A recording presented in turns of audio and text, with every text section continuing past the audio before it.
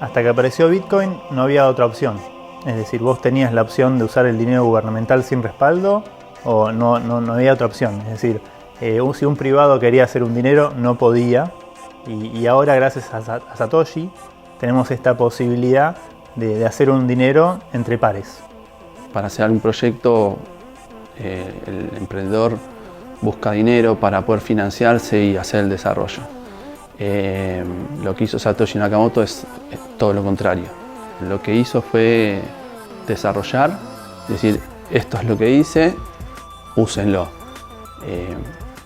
Y fue la mejor forma porque, por cuestiones quizá un poquito más técnicas, porque tiene que ver con la seguridad de la red. Si Bitcoin hubiera tenido demasiado éxito en el año 2010, 2011, hubiera sido más probable que fallara. Sus principios se mantienen inalterados desde el día que vio la luz a través de un paper.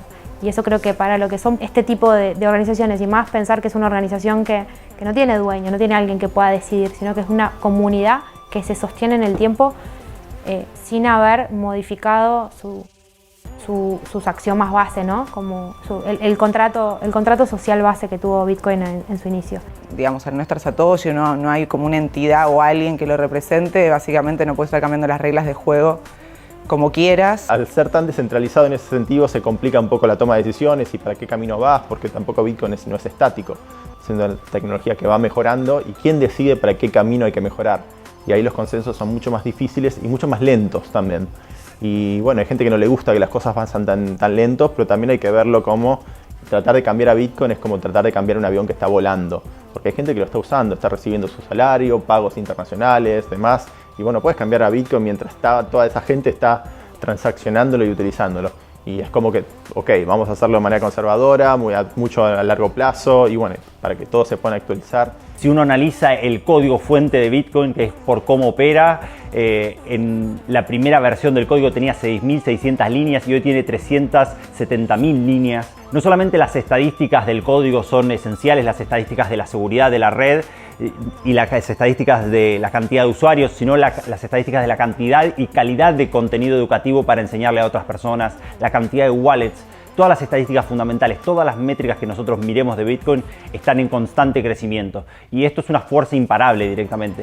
Pero tal vez la estadística que más me divierte a mí es la de la narrativa. Cuando vos lees la historia de Bitcoin, ¿no? La razón por la cual empezó a existir Bitcoin. Ya desde el primer momento en que Satoshi no se sabe quién es, nos pone a nosotros en ese lugar de decir, bueno, ok, sí, Satoshi es el protagonista. ¿Quién es Satoshi? El momento en el cual Bitcoin, digamos, nació fue perfecto, porque veníamos justamente de, digamos, una muy tumultuosa, digamos, crisis financiera en el cual de alguna manera el Bitcoin cayó perfecto, ¿no? Quizás si hubiese caído 2 años antes o 2 años después no hubiese tenido el impacto que tuvo. Yo digo que es como una semilla que cayó en un pedacito de tierra que justo tenía una humedad perfecta y permitió crecer, ¿no? Fue como impactante que tengas algo que vos podés enviar, no importa, 24/7 a cualquier hora, no importa si es domingo, y como que no tiene burocracia. A pesar de que tiene sus altos, sus bajos en los precios, es como que persevera en el tiempo y de alguna forma es la que inauguró todo lo que está sucediendo ahora. Es el precursor, el puntapié, el originante de una nueva forma de pensar el sistema financiero en el que los propios usuarios, los inversores, los dueños, los programadores, la comunidad en sí, todos tienen muchos roles, no solo ese rol, y son todos dueños y pueden decidir. En ese sentido es el precursor de entregar el poder de toma de decisión al usuario. Siendo el primero y el más fuerte hoy, si Bitcoin llega a no funcionar, por alguna razón que me quedo todas las noches pensando si hay algo que lo puede destruir, dudo mucho que haya un segundo Bitcoin, si este realmente no funciona. No creo que si este se destruye, podrá haber otros, pero no creo que nunca más va a poder ser lo que hoy Bitcoin promete que puede llegar a ser. No es algo que puedas usar de manera cotidiana, pero creo que es la mejor reserva de valor y creo que la tecnología de Bitcoin y Bitcoin podrían llevarnos a que sea el mejor dinero. como que el software nos permite, y en particular el software libre, que cualquiera o sea mucho más fácil construir una economía o construir nuevas economías.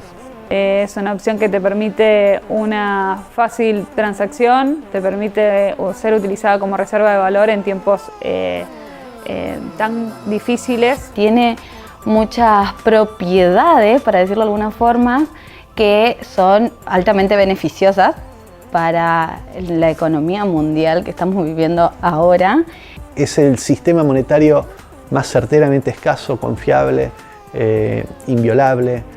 Es como parte de un modo de vida, casi, porque es también una moneda, pero yo lo veo como una cuestión más filosófica de empoderarse a cada uno en lo que uno puede tener sin necesidad de depender de gente en el medio, de corporaciones o de otras circunstancias. O sea, podemos tener una relación vos y yo y intercambiar un bien, y ese bien tiene un valor y no dependemos de nadie para poder interactuar. Para mí no es un tema de dinero Bitcoin, para mí es un tema social.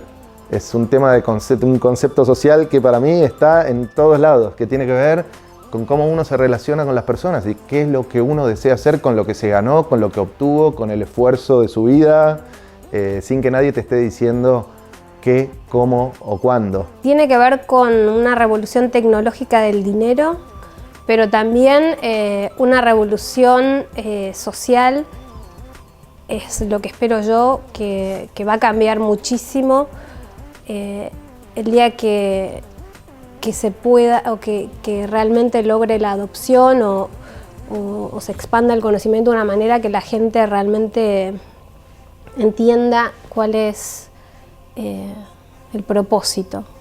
Hemos sufrido muchos problemas con la centralización de las instituciones a lo largo de la historia. Es momento de cambiar ese paradigma, de realmente ser dueños de nuestro capital, no depender de terceros y encontrar un atesoramiento de valor basado en la tecnología. No tenemos que confiar en otros, confiamos en un protocolo que es completamente descentralizado.